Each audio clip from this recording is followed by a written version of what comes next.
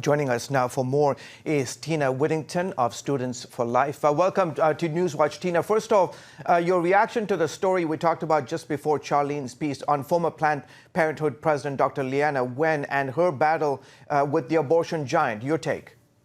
Well, Planned Parenthood's #1 objective is abortion, abortion, abortion. And when she would not stick to and adhere to their political agenda, and she wanted to focus on women and real healthcare, it just wasn't a good fit. And it's not a surprise that that organization would go after her personally and put her in this kind of situation. Tina, what do you make of these new numbers we just reported on the abortion rates at their lowest levels ever? I am totally excited about this. I think it shows that as a pro-life movement, we're winning. When we talk about all the different reasons why the rates might be lower, I think it has a lot to do with the momentum of the pro-life movement. We have more educational efforts than ever before, changing culture, changing public opinion. We have great resources for women who find themselves in an unexpected pregnancy, more than ever before.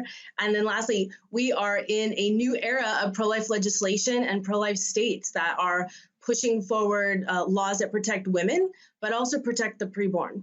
On that very matter, the report says recent state restrictions on abortion are not the reason for the lower numbers. You explained a little bit about what you see driving those numbers lower. Do you think that they will be lower even in the future?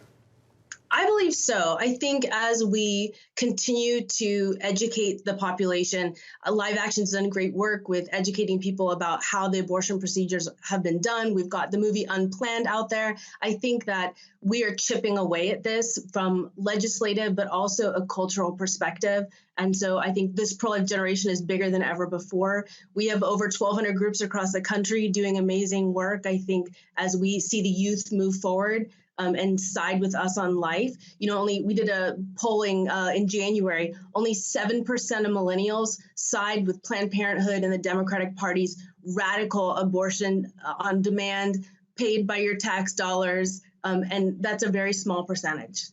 It's been reported that some women are crossing state lines in order to have abortions. Tina, what can you tell us about that?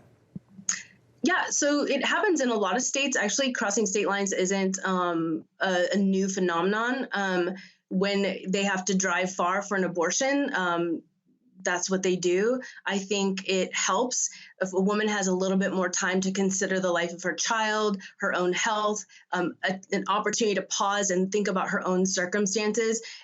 All those things work to decrease someone's propensity to choose abortion and gives them that time to figure out, how can I choose life? How can I be empowered to choose life? And I feel like the pro-life movement stands behind her and empowers her to do just that. And some might still go across those state lines, but having to drive that far for other women is going to help them choose life. Yeah, we have less than a minute here. With more abortion clinics closing and more state restrictions on abortion, what's next for the pro-life movement? I think it's defunding Planned Parenthood, and that's been what we've been saying for probably the last 10 years here at Students for Life, but defund Planned Parenthood. We know when we defund Planned Parenthood, actually Texas, they took away Planned Parenthood's funding in 2011, their grants, and the birth rate for minors fell by 49% in that time from 2011 to 2017, and the minor abortion rate fell by over 57%. I think we need to get rid of Planned Parenthood. We need to defund them of our tax dollars. Okay, Tina, thank you so much for coming on the show. Appreciate your insights.